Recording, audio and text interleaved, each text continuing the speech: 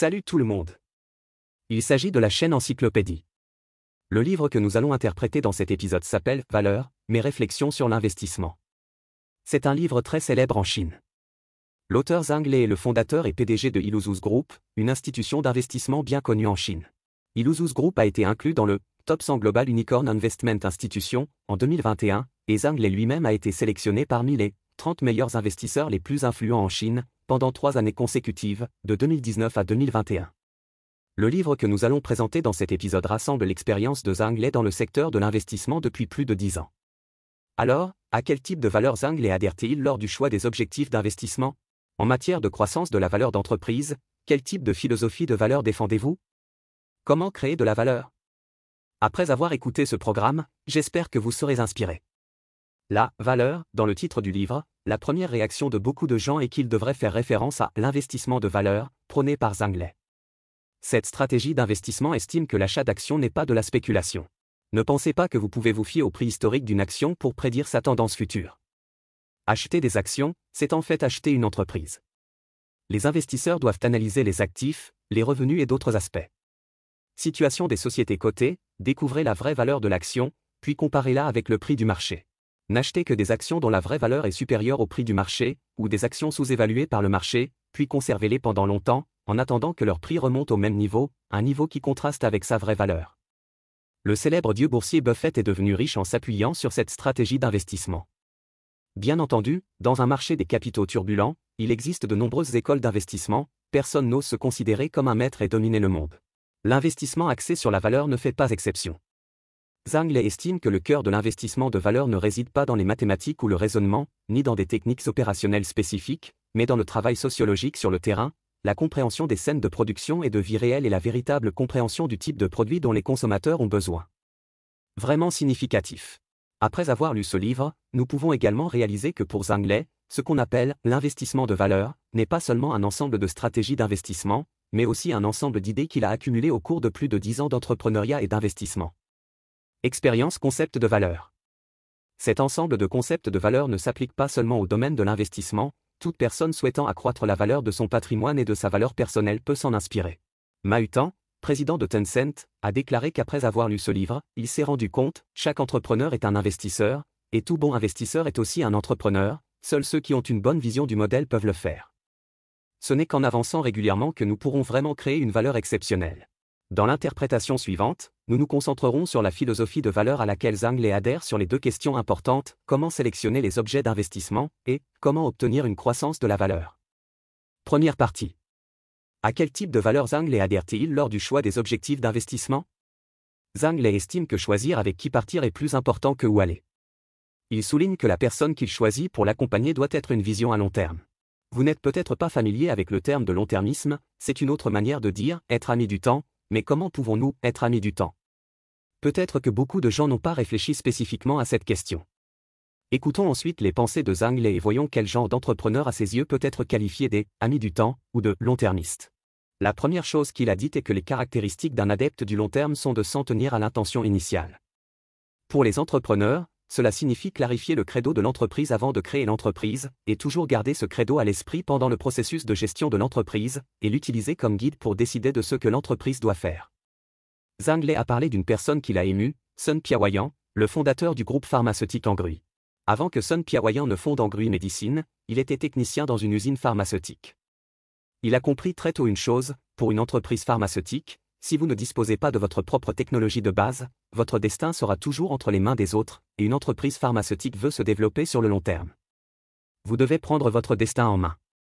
Par conséquent, marcher sur sa propre voie d'innovation technologique est devenu plus tard le credo de la médecine Hengrui.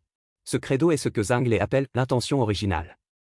C'est précisément à cause de cette conviction claire que, lors de la création de Hengrui Medicine, Sun Piaoyan a résolument conduit l'entreprise à choisir la voie difficile face à des médicaments génériques simples à fabriquer et bien vendus, ainsi qu'à des médicaments innovants difficiles à développer. Et il y avait d'énormes risques pour développer des médicaments innovants par nous-mêmes. Au cours des 10 dernières années, ils ont successivement créé des centres de R&D et des départements de médecine clinique en Chine et à l'étranger, construit des plateformes innovantes pour les cibles médicamenteuses, le criblage moléculaire, les biomarqueurs et la médecine translationnelle, et ont continué à augmenter leurs investissements dans la recherche scientifique. L'intention initiale de « l'innovation indépendante » n'a pas changé. Zhang Lei estime que l'exemple de Sun Piaoyan de Angrui Medicine reflète bien la connotation du trait d'adhérer à l'intention initiale. C'est aussi la persistance de l'intention initiale qui lui a permis de faire le bon choix entre les profits à court terme et valeurs à long terme. Ce choix. Parlons de la deuxième caractéristique des adeptes du long terme dans l'esprit de Zhang Lei, continuer à évoluer. Maintenir l'évolution semble mettre l'accent sur le changement, mais qu'est-ce que cela a à voir avec le long terme? Zhang Lei a expliqué que les visionnaires à court terme se contentent facilement de réalisations temporaires ou sont complaisants en raison des avantages existants, mais les visionnaires à long terme peuvent se rendre compte que les avantages existants peuvent être renversés et que chaque technologie et chaque type de technologie peut être renversé. Et chaque entreprise traverse un cycle de vie du début à la fin, et si vous voulez briser cette malédiction, vous devez continuer à évoluer. Que entendez-vous par maintenir l'évolution? Pour les entrepreneurs, ils doivent se demander chaque jour si ce qu'ils font actuellement va dans le sens guidé par le credo de l'entreprise et améliore constamment la compétitivité de l'entreprise. À ce stade, Zhang Lei a déclaré qu'il admirait Bezos, le fondateur d'Amazon. Nous savons que lors de sa création, Amazon n'était qu'une librairie en ligne. Lorsqu'elle a atteint une certaine échelle, elle a commencé à s'emparer de manière agressive du marché des librairies physiques hors ligne, ce qui a également bouleversé l'écologie de l'industrie.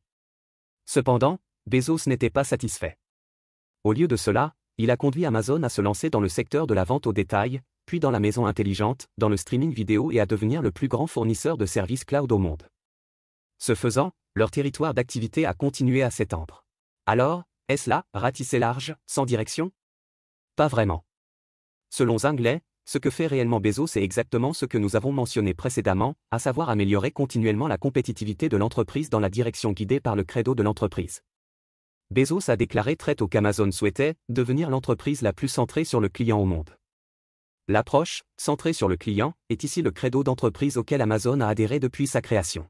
Notez que l'approche, centrée sur le client, d'Amazon ne signifie pas que vous devez écouter les clients en tout, mais met l'accent sur la nécessité de créer des avantages pour les clients.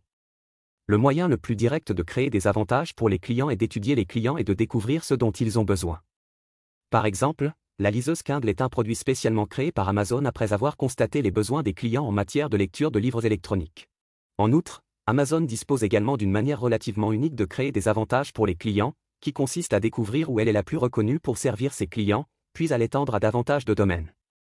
Par exemple, un exemple très typique est celui de l'activité de vente en ligne d'Amazon. Au début, ils ne vendaient que des livres, puis se sont étendus à d'autres catégories. Mais peu importe ce qu'ils vendent, ils insistent toujours sur les fonctionnalités de service qui étaient préférées par les clients au début. C'est-à-dire des prix plus bas, plus d'articles et une livraison plus rapide. Bezos estime qu'il s'agit d'une exigence selon laquelle le marché restera inchangé, quelle que soit l'évolution des temps. Avant que Bezos ne démissionne de son poste de PDG d'Amazon, il écrivait personnellement chaque année une lettre aux actionnaires dans le rapport annuel d'Amazon pour présenter les progrès commerciaux et la réflexion stratégique d'Amazon. Il a également l'habitude particulière de joindre à la fin de chaque lettre aux actionnaires la première lettre qu'il a écrite aux actionnaires en 1997, lorsqu'Amazon est devenu public pour la première fois. Pourquoi? Parce que la première lettre énonçait clairement leur credo, centré sur le client, et leur planification stratégique à long terme basée sur ce credo. Cela signifie que chaque année depuis lors, Bezos amènera les actionnaires à revenir sur le parcours d'Amazon et sur la façon dont il a persisté dans ses aspirations initiales. Vous voyez donc, même si en apparence le processus d'expansion d'Amazon consiste à conquérir des villes et des territoires, en fait, ils ont toujours été guidés par le credo de l'orientation client et le long d'un chemin en vous rendant plus fort au fur et à mesure. C'est ce que Zhang Lei considère comme l'incarnation du maintien de l'évolution. Ce que nous venons de dire, c'est qu'un adepte du long terme doit persister à évoluer sous la direction de l'intention initiale. Alors, quand ce genre d'évolution s'arrêtera-t-il? Cela nous amène à la troisième caractéristique des long-termistes aux yeux de Zhang Lei, qui est la capacité de réaliser qu'il n'y a pas de « fin » à l'évolution. Par exemple, Bezos, que nous avons mentionné plus tôt, a déjà conduit Amazon à une position de leader dans le domaine des librairies en ligne. S'ils s'arrêtent là, ils peuvent maintenir leur part de marché et maintenir de bons bénéfices. Cependant, un adepte du long terme se rendra compte qu'il ne s'agit que d'une victoire par étape, d'un nouveau point de départ sur la voie de l'évolution, et non d'une fin. C'est ainsi qu'est né l'immense empire commercial d'Amazon. Les adeptes du long terme savent non seulement que leur propre évolution et celle de l'entreprise sont un jeu infini, sans fin, mais ils peuvent également considérer l'industrie de la même manière. Zhang Lei a mentionné Wang Zheng, le fondateur de Pinduoduo, dans son livre. Wang Zheng a fondé Pinduoduo en 2015. Nous savons qu'à cette époque, la majeure partie de la part de marché du commerce électronique national était occupée par Taobao et JD.com.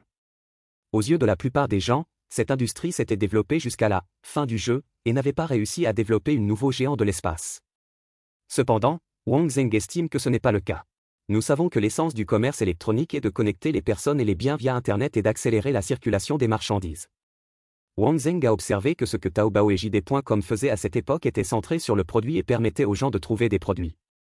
C'est-à-dire que tous les produits sont affichés en premier et que les utilisateurs peuvent rechercher et passer des commandes pour tout ce dont ils ont besoin. Mais Wang Zheng pense qu'il existe en fait une autre façon de penser, qui consiste à mettre les gens au centre et à laisser les produits venir aux gens. Par conséquent, vous vous souvenez peut-être que lorsque Pinduoduo est apparu pour la première fois, il n'avait pas de fonction de recherche, il vous recommandait uniquement des produits, puis vous encourageait à acheter en groupe pour obtenir des prix préférentiels. Wang Zheng estime que l'essence de ceci est de regrouper rapidement les besoins fragmentés des gens en demande par los homogènes. Sur cette base, il ouvre directement la chaîne d'approvisionnement, connecte les champs et les usines de fabrication et forme une sorte de personnalisation inversée de la demande du client. D'abord, puis l'approvisionnement en usine. Après la pratique, selon ce modèle, il est vrai que l'efficacité globale de la circulation des marchandises deviendra plus élevée et que les coûts diminueront, et que les acheteurs et les vendeurs en bénéficieront. Vous voyez donc qu'en changeant sa façon de penser, Wang Zheng a ouvert une nouvelle brèche dans un marché du commerce électronique qui semblait se développer jusqu'à la fin, a inséré une nouvelle espèce de commerce électronique et s'est finalement tenu debout sur ce marché. À ce stade, résumons, dans la première partie, ce que nous avons dit, c'est qu'aux yeux de Zhang Lei, la personne avec laquelle vous choisissez de partir est plus importante que la distance que vous souhaitez parcourir.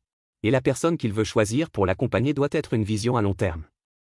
À son avis, un visionnaire à long terme doit persister à évoluer sous la direction de l'intention initiale et doit être capable de réaliser qu'il n'y a pas de fin, ni à sa propre évolution ni à celle de l'industrie.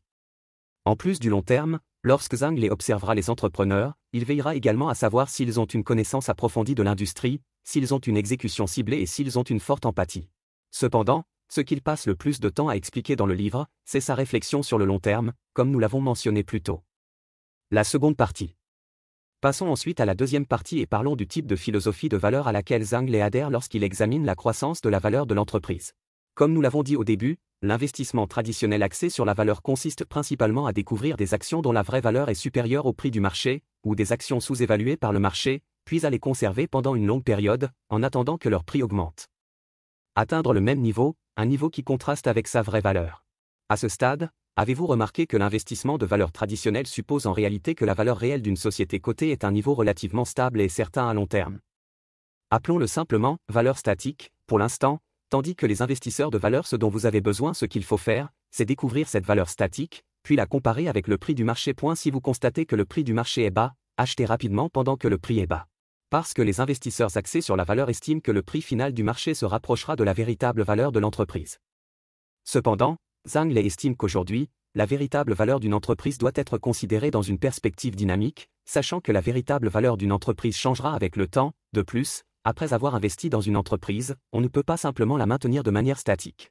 Oui, mais pour aider cette entreprise à créer de la valeur et à faire croître de plus en plus sa véritable valeur.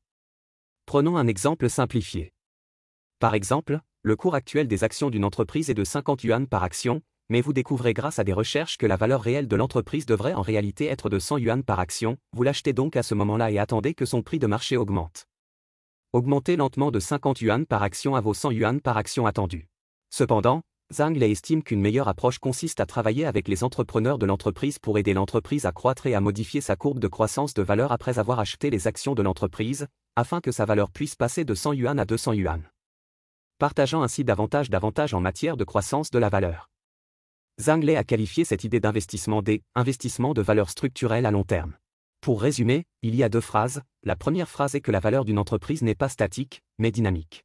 Cela explique également pourquoi Zhang Lei se soucie tant de savoir si un entrepreneur est un vision à long terme, car ce n'est qu'en adhérant à long terme, ce n'est qu'alors qu'il sera possible de promouvoir la croissance continue de la valeur de l'entreprise. Et la deuxième phrase est qu'en tant qu'investisseur axé sur la valeur, vous devez non seulement être capable de découvrir de la valeur, mais également de créer de la valeur.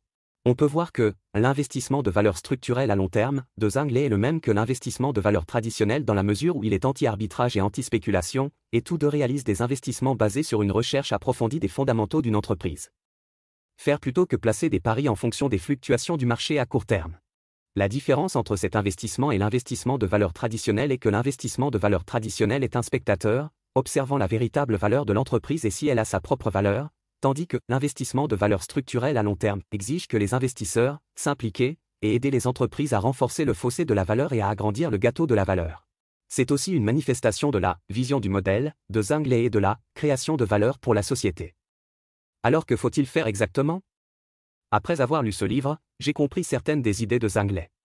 Tout d'abord, les investisseurs axés sur la valeur devraient s'efforcer de jouer le rôle des incubateurs pour les entreprises en phase de démarrage ou de croissance. C'est facile à comprendre. Il fournit non seulement un soutien financier aux entreprises, mais fournit également une assistance en termes de ressources, de talents, ainsi que de fonctionnement et de gestion, aidant ainsi les entreprises à agrandir le gâteau. Par exemple, Zhang Lei a mentionné qu'au printemps 2020, lorsque la soudaine épidémie de Covid-19 a mis en difficulté d'innombrables entrepreneurs, son entreprise prévoyait de lancer la marque Illusus Venture Capital pour investir dans des startups et les aider à rassembler des capitaux, talents et autres ressources. Le champ d'investissement couvre la biomédecine, les équipements médicaux, les services logiciels, l'Internet grand public et d'autres industries émergentes, s'efforçant d'être un incubateur d'entrepreneuriat interdisciplinaire. Alors, que se passe-t-il si l'entreprise n'est pas en phase de démarrage ou de croissance, mais est entrée dans la phase de maturité, voire est devenue un géant de l'industrie? L'idée de Zhang Lei est que pour de telles entreprises, un investisseur de valeur devrait les aider à ouvrir de nouvelles percées de croissance de valeur basées sur celles existantes. Par exemple, en 2015, ils sont devenus le deuxième actionnaire d'une entreprise grâce à des investissements. Cette société s'appelle GLP et est le plus grand promoteur immobilier logistique d'Asie. Que font les promoteurs immobiliers logistiques? Il s'agit d'aider les entreprises de logistique à construire les infrastructures logistiques dont elles ont besoin, tels que des parcs logistiques, des entrepôts logistiques, des centres de distribution, etc. GLP est le numéro 1 bien mérité du secteur de l'immobilier logistique en Chine, et sa part de marché dépasse le total de la 2e à la 10e place. De nombreuses entreprises que nous connaissons, comme Amazon, JD.com et Kenyao, sont des clients de GLP en Chine. Cependant, du point de vue de la croissance de la valeur, les GLP ne semblent pas être un objet d'investissement idéal. Vous voyez, le secteur de l'immobilier logistique dans lequel elle se trouve n'est ni populaire ni émerge. De plus, pour une entreprise avec une activité mature et à grande échelle comme GLP, il n'est pas facile d'obtenir une nouvelle croissance de la valeur. Alors pourquoi l'équipe de Zhang Lei a-t-elle investi dans GLP? Il a expliqué que c'était parce qu'à cette époque, il voyait que GLP n'était pas seulement une société immobilière logistique, mais qu'elle pouvait également devenir une société plateforme à grande valeur. La logistique est l'un des fondements du secteur des services modernes, donc une fois que chaque maillon de la logistique, y compris les nœuds logistiques, les sites, les entrepôts, etc. est connecté sous forme numérique, beaucoup de valeur peut être ajoutée dans cet espace réseau. Par exemple, GLP a ensuite commencé à investir dans la construction d'équipements d'automatisation d'entrepôts. Une fois terminé, les gens peuvent obtenir à tout moment des informations en temps réel, notamment sur les marchandises qui se trouvent dans l'entrepôt, qui les transportent et vers qui, etc. Cela termine en fait la collecte de données. Sur la base des données, les infrastructures logistiques telles que les entrepôts peuvent être combinées avec de nombreux nouveaux domaines technologiques, notamment l'intelligence artificielle, l'Internet des objets, l'automatisation sans pilote, etc. Il s'agit d'une nouvelle chaîne de valeur qui peut changer l'ensemble du secteur de la logistique et affecter de nombreux secteurs connexes. Depuis que la société de Zhang Lei est devenue actionnaire de GLP, elle a aidé GLP à se transformer dans cette optique. Cet exemple de BPL est un exemple typique de la manière dont, aux yeux de Zhang Lei, il convient d'aider les entreprises en phase de maturité ou en période de goulot d'étranglement de croissance à trouver de nouvelles percées de valeur. Pour le dire simplement, il s'agit d'une phrase visant à déterminer si l'amélioration du modèle commercial d'origine peut être favorisée par l'introduction de l'innovation technologique. À première vue, cette phrase peut ne pas sembler étonnante, mais il s'agit de la véritable vision de Zhang Lei, accumulée au cours de nombreuses années d'expérience en investissement. Il a estimé que pour certaines grandes entreprises, si elles veulent briser le plafond de la croissance de la valeur grâce à l'innovation technologique, elles doivent s'accompagner d'énormes investissements en capital à long terme. Par conséquent, à l'heure actuelle, le capital a non seulement besoin d'une vision pour aider les entreprises à identifier de nouvelles percées dans la croissance de la valeur, mais aussi de l'endurance nécessaire pour travailler avec l'entreprise pour ouvrir cette percée petit à petit. Ce type de vision et d'endurance peut apporter non seulement une augmentation de la valeur d'une entreprise, mais également une amélioration du niveau technologique de l'ensemble du secteur grâce à cette entreprise leader. Ce que nous avons dit ici, c'est que qu'il s'agisse d'une entreprise en phase de démarrage, de croissance ou de maturité, il s'agit d'une seule entreprise. Zhang Lei a une vision plus large de la façon dont le capital crée de la valeur, qui est d'aider les entreprises traditionnelles. L'industrie subit une transformation et une modernisation. Actuellement, selon la vision de Zhang Lei, l'industrie traditionnelle qui occupe le poids le plus lourd est la fabrication. Nous savons tous que pour la Chine, l'industrie manufacturière est non seulement l'un des fondements importants liés à l'économie nationale et aux moyens de subsistance de la population, mais aussi un élément majeur de la compétitivité nationale. Selon Zhang Lei, la véritable position lourde de la Chine est d'aider l'industrie manufacturière chinoise à se transformer et à se moderniser mieux et plus rapidement.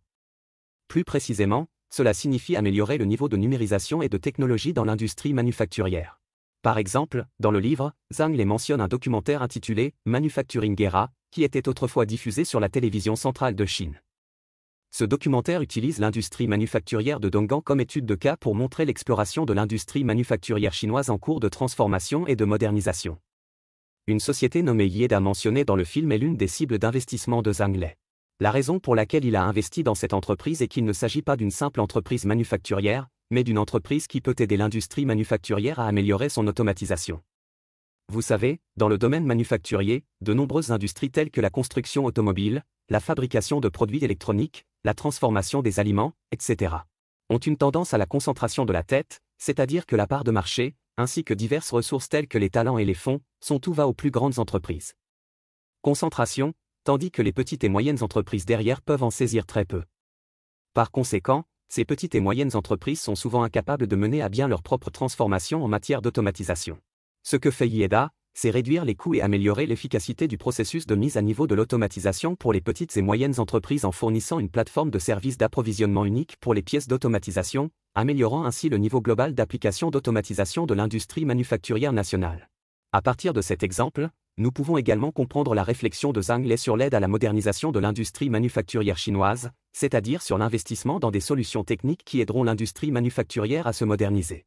Dans cette optique, ils ont également investi dans de nombreuses autres sociétés, telles que Canning Technology, qui utilisent principalement la technologie de l'intelligence des données pour aider les sociétés d'énergie thermique à réaliser une transformation intelligente, et XCMG Information, qui construit principalement des services industriels au service des entreprises manufacturières. Plateforme. Il existe de nombreux autres exemples comme celui-ci. Dans chacun de ces exemples, l'investissement se concentre essentiellement sur des domaines tels que l'automatisation industrielle, l'Internet industriel et l'intelligence industrielle, qui peuvent promouvoir l'intégration rapide de la fabrication traditionnelle et des technologies avancées actuelles. Permettez-moi de dire quelques mots supplémentaires sur le thème de la modernisation du secteur manufacturier. Zhang Lei estime qu'à long terme, l'industrie manufacturière chinoise ne se limite pas à une simple production et fabrication, mais doit maîtriser la conception de base, la technologie de base et les ressources de marque de base afin d'achever la mise à niveau global de la chaîne industrielle. Ce que les investisseurs axés sur la valeur doivent faire, c'est utiliser le pouvoir du capital pour accélérer l'apparition de tout cela. Comme nous venons de le mentionner, ce que font Zhang Lei et son entreprise est également conforme à cette logique générale. Ce qui précède est le contenu clé partagé avec vous dans ce livre. En conclusion, Zhang Lei est un fervent investisseur axé sur la valeur. Mais à partir de ce livre, nous pouvons constater que l'investissement de valeur sur lequel il insiste n'est pas seulement un ensemble de stratégies d'investissement, mais aussi un ensemble de concepts de valeur qui traversent ses plus de 10 années d'expérience en entrepreneuriat et en investissement. Dans la première partie, nous nous sommes concentrés sur les valeurs défendues par Zhang Lei lors de la sélection des objets d'investissement.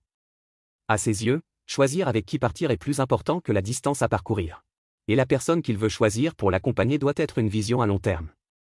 À son avis, un visionnaire à long terme doit persister à évoluer sous la direction de l'intention initiale et doit être capable de réaliser qu'il n'y a pas de fin, ni à sa propre évolution ni à celle de l'industrie. Cela peut se résumer en 12 mots, s'en tenir à l'intention initiale, continuer à évoluer, il n'y a pas de fin. Dans la deuxième partie, nous parlons principalement du type de philosophie de valeur à laquelle Zhang Lei adhère lorsqu'il examine la croissance de la valeur de l'entreprise. L'investissement axé sur la valeur traditionnelle suppose que la valeur réelle d'une société cotée est relativement stable et statique. Ce que les investisseurs axés sur la valeur doivent faire est de découvrir cette valeur statique, puis de la comparer avec le prix du marché et de décider s'il convient de l'acheter. Mais Zhang Lei estime qu'aujourd'hui, la valeur d'une entreprise n'est pas statique, mais dynamique. En tant qu'investisseur axé sur la valeur, vous devez non seulement être capable de découvrir de la valeur, mais aussi de créer de la valeur. Comment créer de la valeur? Nous pouvons voir au moins 3 idées dans le livre. Premièrement, lorsqu'il s'agit d'entreprises en phase de démarrage ou de croissance, les investisseurs axés sur la valeur devraient s'efforcer de jouer le rôle d'un incubateur face à des entreprises qui sont entrées dans la phase de maturité, ou même les entreprises qui sont devenues des géants de l'industrie devraient les aider à ouvrir de nouvelles percées dans la croissance de la valeur sur la base de leurs fondations existantes. En outre, les investisseurs axés sur la valeur devraient également avoir une vision plus large, qui est d'aider les industries nationales traditionnelles à devenir plus rentables. Pour accélérer la transformation et la modernisation, Zhang Lei estime que c'est le sens propre de la soi-disant position lourde de la Chine. En plus de cela, Zhang Lei a également partagé dans le livre son expérience de croissance, son expérience pratique dans l'industrie, sa vision des talents et un ensemble de formules Ilusus que le groupe Ilusus qu'il a fondé suit en termes d'investissement et d'opération. Les amis intéressés peuvent trouver le livre original pour une lecture plus approfondie.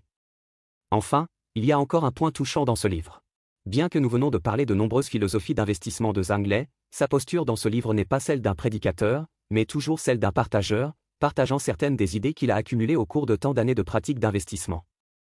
Au sujet de l'investissement, il a dit ceci, ce que je trouve très bien. Il a dit, il existe des milliers de façons d'investir. Quelle que soit la philosophie d'investissement à laquelle vous adhérez, vous ne pouvez pas vous considérer comme une personne célèbre et intègre, et encore moins penser que vous êtes un maître et conquérez le monde. La secte, seulement l'adéquation. Sur le marché des capitaux, la survie est la première priorité. La chose la plus importante pour survivre est de trouver une méthode d'investissement qui vous convient. Selon Zhang Lei, choisir une méthode d'investissement équivaut en fait à choisir son propre style de vie. Vous devez développer votre propre ensemble de règles pour faire les choses, puis vous y tenir. La difficulté ici n'est pas de se fixer des règles, mais d'être capable de s'en tenir à cet ensemble de règles et de s'en tenir à son propre ordre intérieur. Quelle que soit la valeur de la richesse ou la valeur personnelle, il s'agit du principe de croissance de la valeur, le plus fondamental. C'est la fin de ce programme, quelles sont vos différentes opinions à ce sujet? Bienvenue à laisser un message pour discuter avec tout le monde. Et, si vous aimez notre chaîne, abonnez-vous à nous. Ah, n'oubliez pas de l'aimer.